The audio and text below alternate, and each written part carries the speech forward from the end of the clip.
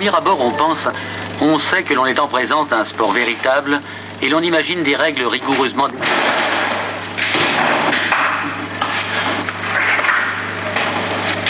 L'histoire du trampoline remonte aux années 30 aux États-Unis. Les premiers championnats américains datent de 1908. L'arrivée en Europe se situe entre 1956 et 1957. Aujourd'hui, la Fédération internationale de trampoline groupe 18 pays, dont la France, entrée 11e, et l'URSS en cours d'affiliation en ce moment même. En fait, de quoi s'agit-il? Prenons un exemple. David Jacob, l'un des meilleurs Américains, va effectuer l'une des figures les plus difficiles. Un Cody.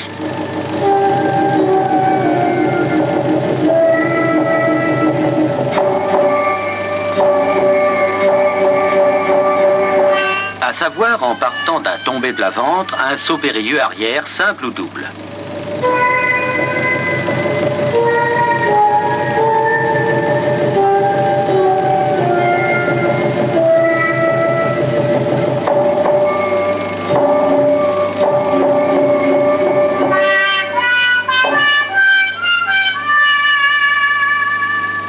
Steve Cole, de la même équipe, exécute une vrille arrière.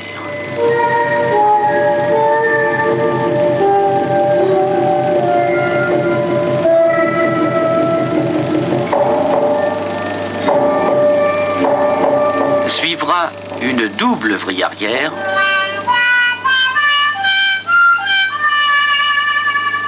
puis un trois quarts.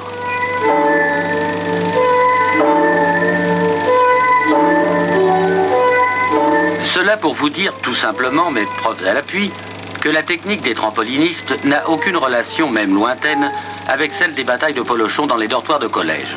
Elle s'apparente d'assez près, en revanche, à celle du plongeur et du gymnaste.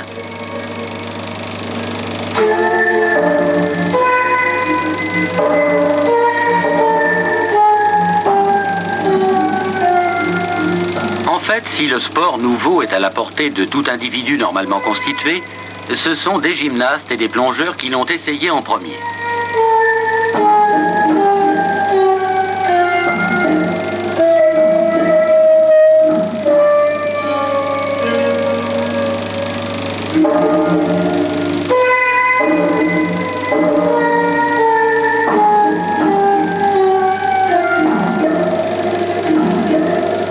Il est sans doute superflu de préciser qu'une triple vrille arrière de ce style, signée Roll Moon, ne s'acquiert pas sans un long entraînement et des dons véritables.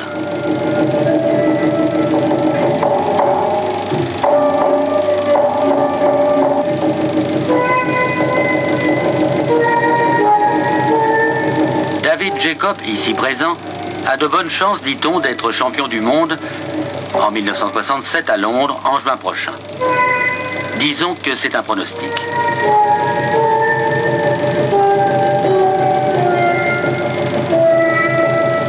Il a 18 ans.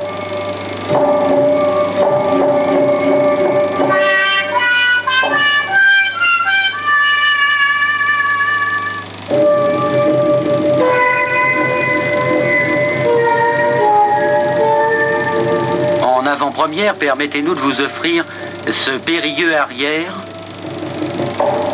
tombé plat-ventre,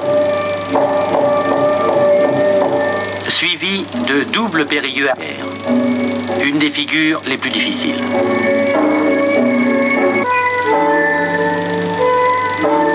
Oui, la chose s'apprend, entourée de 4 pareurs chargés, leur nom l'indique, de parer à toute éventualité, en particulier à la plus dangereuse, celle d'un atterrissage hors du trampoline.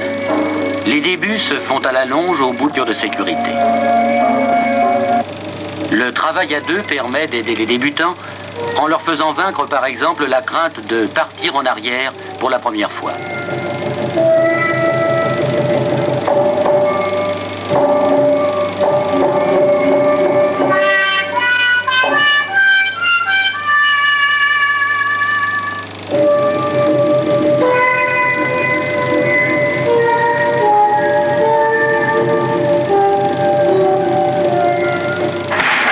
Le reste est affaire d'inspiration.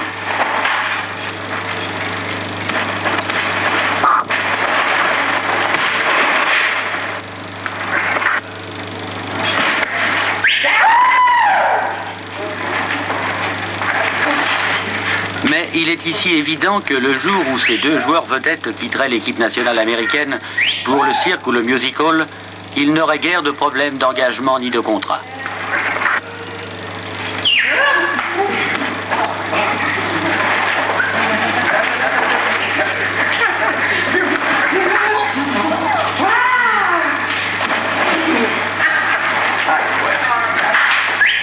Mais ceci, bien sûr, est une autre histoire.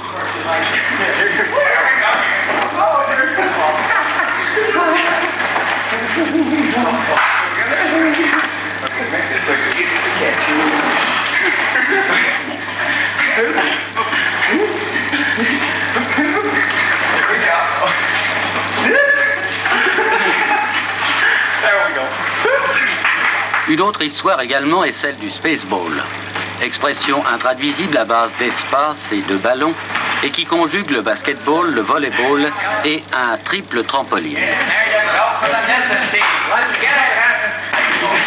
Le jeu, nous dit-on, fait fureur dans les universités américaines. Il a fait une assez timide apparition en France.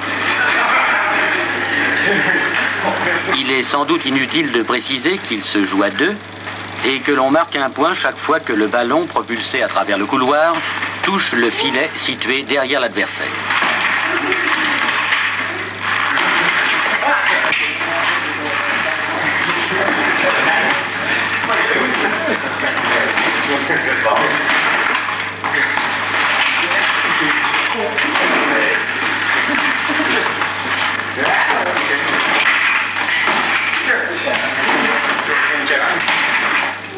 Mais revenons au sport véritable.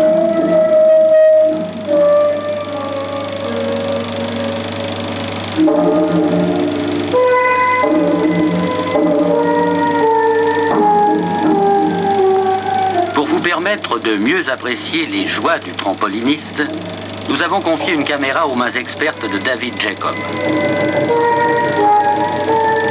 Le voici évoluant entre plafond et plancher. Et voici ce qu'il voit au cours d'une évolution.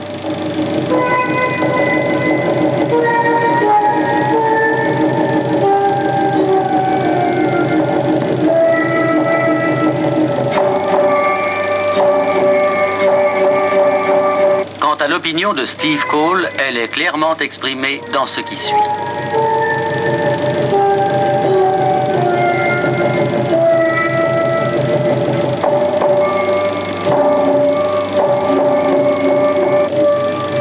Au mépris des lois universelles de la gravitation, en dépit de Newton et de Kepler, le trampoliniste pénètre d'un bond dans un nouvel univers, à lui seul perceptible.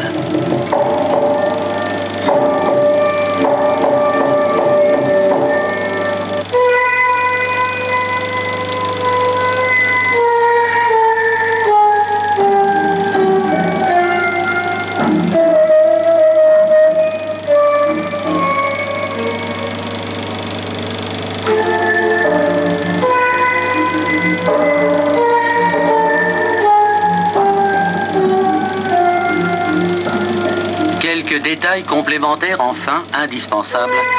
La fédération française qui forme des instructeurs à l'INS groupe 300 affiliés pour quelques 4000 trampolinistes en France. Le deuxième championnat de France aura lieu le 23 avril à Paris. Alors, si le cœur vous en dit...